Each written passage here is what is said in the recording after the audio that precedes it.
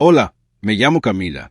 El día que leyeron el testamento de mis padres, mi mundo se partió en dos. Estábamos todos reunidos en la vieja sala de caserón familiar en Charleston, ese lugar donde las paredes siempre olieron a cera de madera y a secretos bien guardados. El abogado de la familia, Marshall King, se aclaró la garganta antes de comenzar, acomodando unos papeles con manos firmes.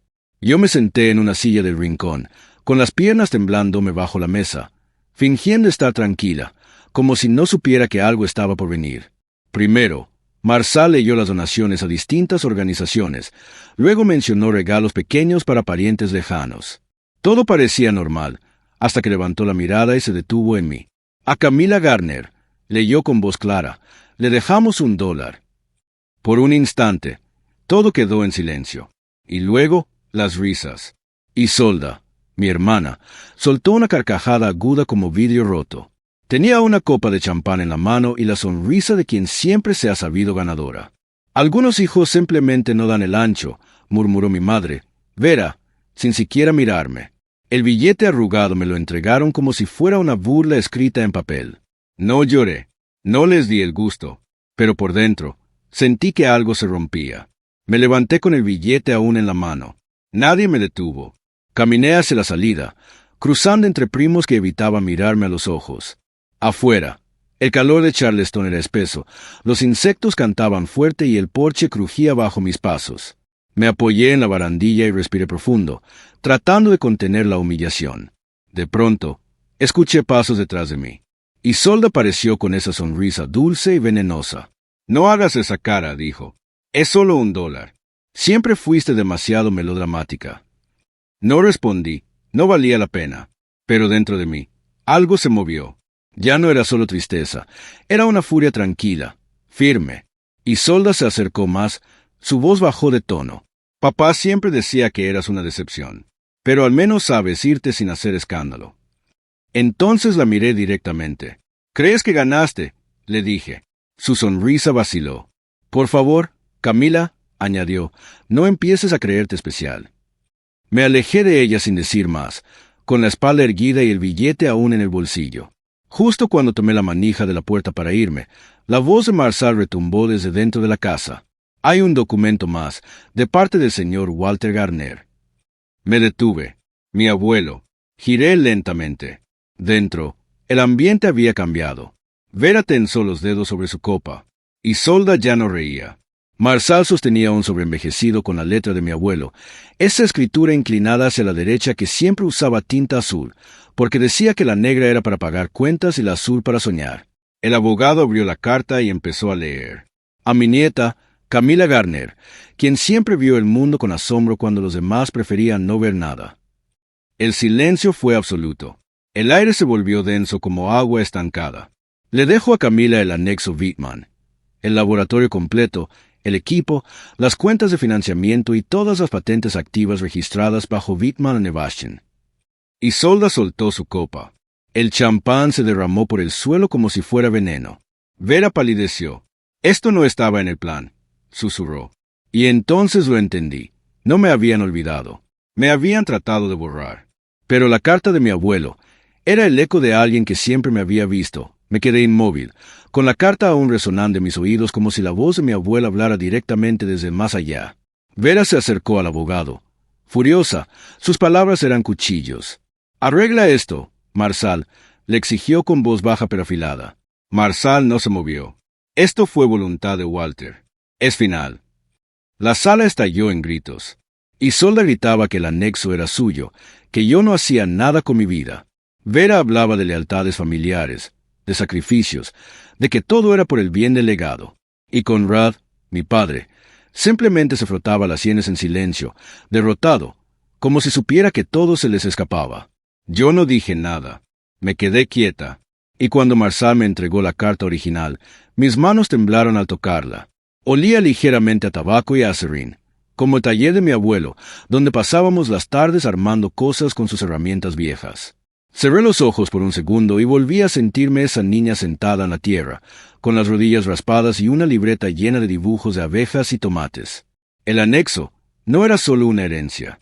Era la prueba de que alguien, al menos alguien, creyó siempre en mí. Pasaron 2 días. Yo conducía sola por un camino de tierra estrecho, bordeado de pinos. El aire estaba espeso por la humedad, y en el asiento de pasajero viajaba la carta de mi abuelo, arrugada en las esquinas por tanto leerla. Cuando llegué al anexo, el sol apenas se asomaba, pintando de oro el techo de lámina y las ventanas polvorientas. Me quedé un momento en la entrada, recordando las palabras de mi abuelo. Asterisco, algún día tendrás un lugar donde construir lo que sueñes, sin pedir permiso. Asterisco. Adentro olía a cedro y aceite de maquinaria. Las mesas estaban alineadas, los microscopios brillaban bajo la luz de la mañana, y todo estaba marcado con mi nombre. Me acerqué a un escritorio donde descansaba una libreta espiral con la cubierta doblada. Era mi cuaderno, el que creí perdido cuando tenía 12 años. Dibujos torpes, anotaciones de tierra, preguntas de niña. Él lo había guardado. Todos esos días en que pensé que nadie me veía, él sí me veía, y lo cuidó todo. Mi celular vibró. Era Elohim. Contesté. ¿Estás ahí, Mai? Me llamaba así desde niñas. Sí, le dije, bajito. Documenta todo. Fotos, videos, todo. No sabes qué pueden intentar. Colgué y asentí, aunque no me viera. Abrí los cajones del escritorio. En el fondo, encontré hojas con notas, registros de llamadas, todas dirigidas a mí, decenas, y todas con la misma nota escrita con su letra, asterisco sin respuesta. Asterisco me dejaron sin sus llamadas, me lo quitaron, me robaron su voz, su tiempo, su despedida. El dolor me atravesó como un cuchillo lento, convirtiéndose en fuego. Un fuego que ya no era tristeza, era rabia, era claridad. Apreté esas hojas contra mi pecho como si fueran un escudo. Ya no era una víctima, era prueba viviente de su traición. Me puse de pie, y supe que no iba a callarme, porque no me borraron. Estoy aquí, y esta vez iban a escucharme. Esa misma noche abrí mi laptop y preparé el video. No le puse música, no narré nada. Solo dejé que la voz de mi abuelo, leída por Marsal, hablara por sí sola. El dolor, el amor, la verdad, todo estaba ahí. Lo subí a un grupo privado de nuestra comunidad en Charleston, donde la gente compartía desde recetas hasta avisos de objetos perdidos. Y esperé. 3 horas después, Elohim me mandó un mensaje. Asterisco se está corriendo. Asterisco por la mañana. El video ya estaba en un blog local. Luego en Facebook. La gente que solía comprar en la joyería de mi madre, que la saludaba en misa, empezó a dejar comentarios. Algunos estaban incrédulos, otros dolidos. Asterisco, la alejaron de su abuelo, por dinero. Asterisco decían. Asterisco siempre supe que esa familia escondía algo. Asterisco. Mientras tanto, yo seguía en el anexo, recuperando poco a poco las piezas que ellos intentaron romper. Empecé a digitalizar los documentos de investigación de mi abuelo, organicé el equipo, contraté a 2 estudiantes universitarios entusiastas para que me ayudaran con las pruebas de suelo y el cuidado de las colmenas. Las plantas del invernadero comenzaron a trepar los hilos como si supieran que ya podían crecer sin miedo. Y algo maravilloso ocurrió. La comunidad respondió. Vecinos que antes no me dirigían la palabra, ahora llegaban con frascos de mermelada y pan casero. Algunos me agradecían por contar la verdad. Otros me hablaban de cómo mi abuelo les había reparado una cerca, regalado tomates, o ayudado sin pedir nada a cambio. Cada historia era una semilla que florecía dentro de mí. Una tarde, mientras revisaba el sistema de riego, escuché que se cerró una puerta de auto. Salí y vi a Ida, mi abuela. Caminaba despacio, pero firme. En las manos llevaba una pequeña caja de madera. Sin decir palabra, me la entregó. Dentro estaba el reloj de bolsillo de mi abuelo, con la superficie rayada pero limpia. Al abrirlo, había una foto pegada con cinta. Yo, de niña, sentada en sus piernas, sosteniendo un frasco con una luciérnaga. Sonreía sin dientes, feliz. Ida habló suave. Él quería que esto fuera tuyo. Nunca dejó de esperarte. Lloré sin vergüenza. Ida me abrazó con sus brazos frágiles, y por primera vez en mucho tiempo, sentí que el pasado no me pesaba, que ese reloj no solo marcaba el tiempo perdido, sino todo lo que aún podía construir. Más tarde, Marsal me llamó. Vera y Isolda habían intentado congelar los fondos del anexo con una demanda. El juez la negó. El fideicomiso de mi abuelo era inviolable, blindado, igual que su fe en mí. Esa noche me senté junto a la ventana, el reloj sobre la mesa, latiendo con cada segundo como si marcara el inicio de una nueva vida. Y en voz baja, se lo prometí. Asterisco, no me borraron. Me hicieron más fuerte. Asterisco, una semana después, recibí un mensaje de Vera. Corto, formal. Quería verme en la casa familiar. A solas. Lo reenvié a Eloy de inmediato. Su respuesta llegó en segundos. Asterisco, ten cuidado. No vayas sola si no es necesario. Asterisco, pero yo sabía que era algo que tenía que enfrentar. No por ellas. Por mí. Ese mismo atardecer, el cielo cubierto de nubes grises, manejé hasta la casa que por años me hizo sentir pequeña. Me quedé sentada en el camión unos segundos, dejando que el motor se apagara solo. Cada paso por el sendero de grava me pareció más firme que el anterior. Llevaba el reloj de mi abuelo en el bolsillo del abrigo. Vera abrió la puerta. Era raro. Siempre hacía que alguien más lo hiciera. Tenía el rostro bien maquillado, el cabello recogido con precisión. Pero los ojos revelaban el desorden por dentro. Dentro, el ambiente era denso, cargado con el olor a velas caras y algo más, algo podrido, como una mentira que lleva demasiado tiempo sin aire. Isolde estaba sentada en el sofá, rígida, con el celular apagado en la mano. Conrad miraba por la ventana, sin decir nada, como un fantasma en su propia casa. Nadie dijo nada al principio. El reloj sobre la repisa parecía marcar los segundos como si pesaran toneladas. Vera fue la primera en hablar, con voz tensa, cruzando las manos sobre el regazo. Camila, esto no le hace bien a nadie. Esta pelea, Isolda la interrumpió. Somos familia. Podemos arreglarlo. Solo, sé del anexo. Podemos negociar algo justo para ti. Yo no me moví. No les di respuesta. Dejé que el silencio hablara por mí, un silencio que las obligó a sentarse con su incomodidad. Vera continuó, más nerviosa. Hicimos lo que creímos mejor. Por el bien de todos.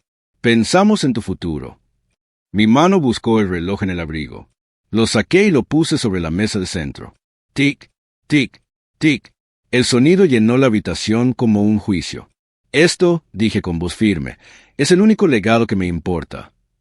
Isolda se quedó con la boca entreabierta, pero no logró decir nada. Solo apretó los labios hasta que la rabia le dibujó arrugas nuevas. Vera se inclinó hacia el reloj, apenas rozándolo con los dedos. Por favor, Camila, lo necesitamos. Entonces retiré mi mano, sin brusquedad, pero con claridad. No, dije, ya no van a quitarme nada más. Conrad me miró, por primera vez en años. Abrió la boca, pero no salió palabra. Bajó los ojos, y por fin entendí que su silencio no era ignorancia. Era cobardía. Me puse de pie, guardé el reloj, y cada paso hacia la puerta fue una victoria. No volví la vista atrás. Afuera, el aire frío me recibió como una verdad limpia. Respiré hondo, dejando que ese último encuentro se despegara de mi piel como polvo viejo. Sentí la tierra bajo mis pies. La vida real, la que continúa, me llamaba. Al día siguiente, llegué temprano al anexo. El pasto tenía escarcha y el cielo aún estaba pálido. Abrí las puertas y la calidez del invernadero me abrazó.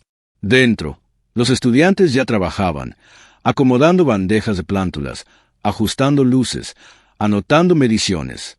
Me quité el abrigo, colgué el reloj junto a mi laptop y sonreí. El ritmo del día latía al compás de ese tic-tac constante. Mi nuevo centro. Contesté a un correo de una madre que preguntaba si podía traer a su hija a conocer las abejas. Por supuesto, le respondí. Estaremos aquí toda la semana. Entonces abrió la puerta del invernadero. Era Ida, mi abuela, con su abrigo de lana y su termo de té.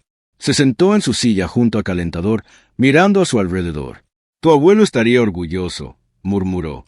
Yo seguí lavándome las manos en el lavamanos, pero sus palabras me llenaron de un calor que nada más lo había hecho en años. Él veía algo en mí que yo no alcanzaba a ver. Ella sonrió. No lo veía. Camila lo creía. Siempre lo creyó. La miré y asentí. Ese día no trabajé sola. Ayudé a ajustar luces. Respondí preguntas de niños curiosos. Expliqué cómo plantar tomates que aguantaran el calor. Me di cuenta de algo. Cada pregunta, cada visita, era una pieza del mundo que volvía a encajar, poco a poco, sin ruido, sin odio. Solo vida creciendo. Más tarde, Cuando el sol comenzaba a caer y el invernadero se llenaba de sombras largas y luces cálidas, me encontré de nuevo en el banco de trabajo de mi abuelo, revisando los planes de investigación que había dejado. El zumbido de las luces, el susurro de las hojas, el vaivén de los estudiantes ordenando materiales. Todo creaba un ritmo tranquilo, como si el lugar respirara conmigo. Tomé nota sobre una nueva fórmula de composta que habíamos empezado a probar, y no pude evitar imaginar la mirada de aprobación de mi abuelo. Podía casi escucharlo decir: «Buena cabeza, mejor corazón». Ida se levantó con cuidado, lista para irse. Antes de salir, se acercó y me puso una mano en la mía. Sus dedos eran delgados, frágiles, pero transmitían una fuerza silenciosa. «Tu abuelo siempre dijo que tú eras el futuro, Camila», dijo con voz suave. «Ahora lo veo claro». Tragué saliva, sintiendo un nudo que no era tristeza, sino gratitud. «Gracias», le susurré, «por creer en él y en mí». Cuando se fue, salí a revisar los botes de composta que estaban cerca de la cerca trasera. El viento se había levantado un poco, arrastrando hojas secas por el camino de grava. Cerré los ojos por un momento, dejando que la brisa me atravesara, como si me limpiara del pasado, hoja por hoja. Esa tarde, los últimos estudiantes se despidieron con sonrisas cansadas y promesas de regresar temprano para la siguiente ronda de pruebas. Limpié las mesas, lavé las tazas. Ya no era solo un edificio. Era un hogar para lo que yo siempre quise ser. Un espacio que había sido mío desde siempre, aunque no me lo habían dejado ver. Me prometí ahí mismo que nunca más me encogería para caber en las expectativas de otros. Que nunca más mendigaría el amor de quienes solo sabían dar desprecio. Cerré la puerta con un clic suave. Sobre mi cabeza, las estrellas titilaban, más brillantes que en mucho tiempo. El frío se sentía vivo en mi piel, pero no dolía. Me hacía sentir despierta. Exhalé, viendo mi aliento desaparecer en el aire nocturno. Y lo dije en voz baja, solo para mí: «Mañana volvemos a construir». La mañana siguiente desperté con el canto de los pájaros afuera de mi ventana. El aire olía a tierra mojada y a algo nuevo, algo que llevaba semanas gestándose en silencio. Preparé café y me quedé de pie frente a la ventana de la cocina, viendo la luz bañar lentamente la calle. Ese día no se sentía como cualquier otro. Había algo en la forma en que el sol se filtraba, en cómo el reloj de bolsillo en mi mesa marcaba cada segundo con firmeza. Era como una celebración silenciosa, no de victoria, sino de paz. Había sobrevivido al juicio silencioso de mi familia, a las mentiras, al rechazo. Y aún estaba aquí, de pie, entera, con raíces firmes y ramas nuevas. Manejé al anexo, pasando bajo árboles de magnolia en flor, cuyos pétalos caían al pavimento como confeti. Me estacioné bajo el roble que mi abuela había plantado décadas atrás, justo en la entrada. Apagué el motor y cerré los ojos un momento, respirando hondo. La vida, por fin sabía a vida, dentro del anexo. Todo vibraba con actividad. Los estudiantes ya trabajaban con bandejas de semillas, tomando notas, midiendo humedad, compartiendo risas suaves mientras se movían con cuidado entre las hileras de plantas. El invernadero estaba cálido, lleno del olor fresco a albahaca, tomate y tierra fértil. Yo recorría los pasillos como un ritual, tocando las hojas, ajustando luces, corrigiendo alguna técnica aquí y allá, ofreciendo palabras de aliento. «Miss Camililla», me llamó Carla, una de las estudiantes más jóvenes, señalando una bandeja. «Estas rotitas se ven más derechitas hoy». Me acerqué y sonreí, rozando con cuidado una de las hojas. «Están buscando la luz», le dije en voz baja. «Ya saben para qué están hechas». A media mañana empezaron a llegar las familias. Padres con niños pequeños que entraban con ojos curiosos, señalando las abejas que zumbaban entre las flores, los contenedores de lombrices y las pilas de composta. Vi a una madre alzar a su bebé para mostrarle un girasol, justo cuando una abeja se posaba en sus pétalos. El niño soltó una risa encantada. Una niña, de no más de 8 años, me jaló del suéter mientras revisaba un medidor de humedad. Tenía un frasco en la mano, y dentro, una abeja viva se movía lentamente. «Miss Camila», susurró con ojos grandes, «me enseña a soltarla sin hacerle daño». Me agaché hasta quedar a su altura. Tomé el frasco con delicadeza y destapé la tapa muy despacio. La abeja dudó un segundo y luego salió volando, capturando un rayo de sol mientras se alejaba. La niña aplaudió bajito. «Yo también quiero ayudar a las abejas», dijo con una sonrisa. «Ya lo hiciste», le respondí, despeinándole el cabello con ternura.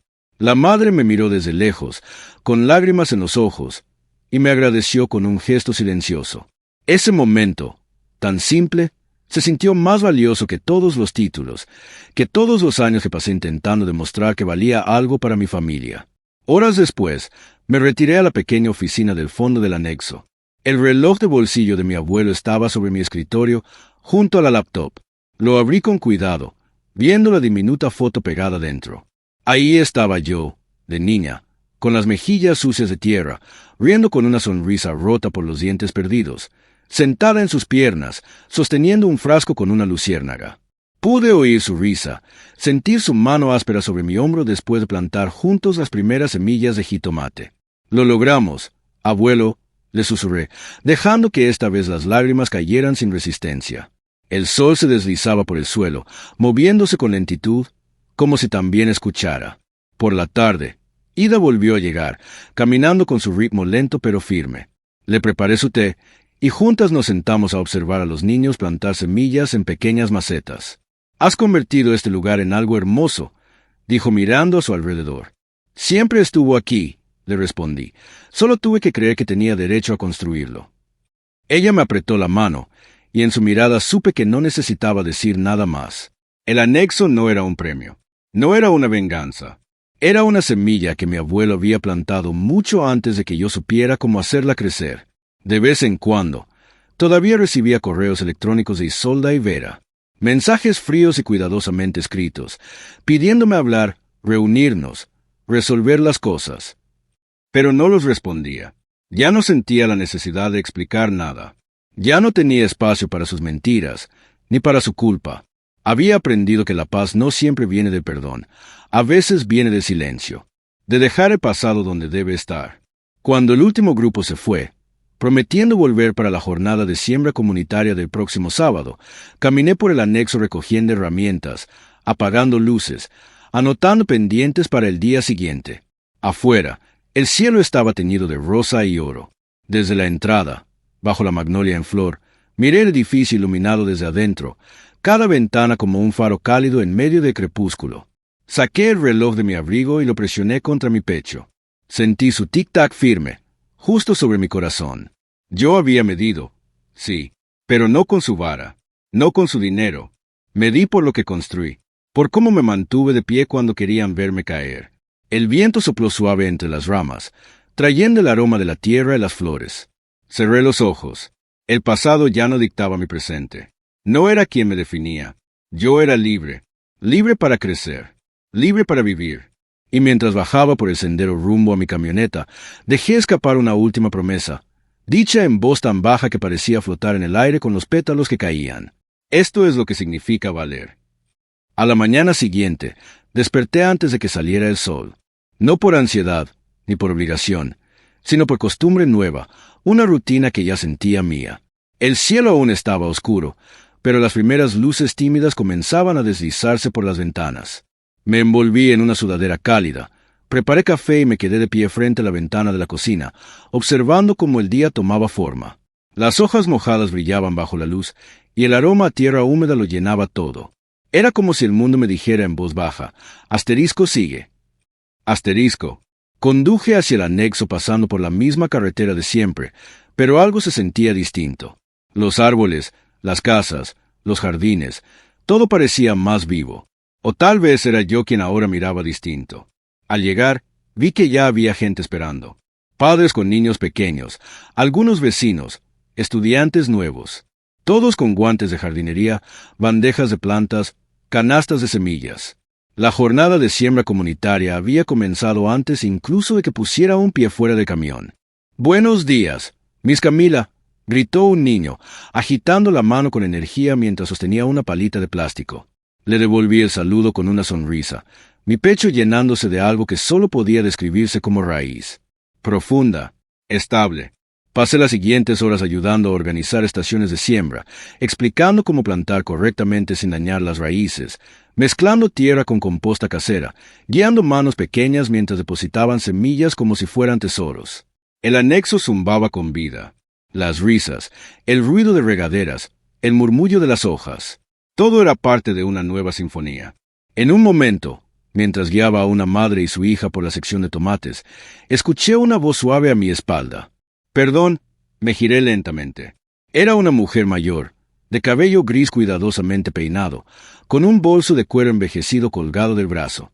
Me observaba con ternura y un dejo de nostalgia en la mirada. «Usted es Camila Garner». Asentí. Yo fui amiga de su abuelo. Él me ayudó con mi jardín hace muchos años, cuando perdí a mi esposo. Su voz se quebró un poco, pero sonrió. Solo quería decirle, gracias por continuar su trabajo. Él estaría tan orgulloso. Mi garganta se cerró por un instante. Le tomé la mano con cuidado. Gracias por venir. Él siempre decía que los jardines sanaban, pero nunca me dijo que también podían sanar por dentro. Ella rió, limpiándose una lágrima y se fue caminando despacio entre los bancales de lechugas. Al final del día, cuando el sol ya se escondía detrás del invernadero, me quedé sola recogiendo herramientas y cerrando la cerca. El cielo se había teñido de violeta y las primeras estrellas comenzaban a asomarse. Saqué el reloj de mi abrigo, lo abrí y miré la foto por enésima vez. Pero esta vez no me vi como una niña olvidada. Me vi como la mujer que mi abuelo siempre supo que llegaría a ser. Cerré el reloj, lo guardé con cuidado, y mientras me dirigía al portón principal del anexo, mis pasos eran tranquilos, llenos de sentido. Ya no buscaba pertenecer a un lugar que nunca fue mío, porque había creado uno nuevo, desde la tierra, desde la verdad, desde la semilla del amor que él me dejó. Y mientras cerraba la reja, mirando el anexo desde la distancia, supe con total certeza que el futuro ya no me daba miedo. El miedo era de ellos, y yo, por fin, estaba en paz.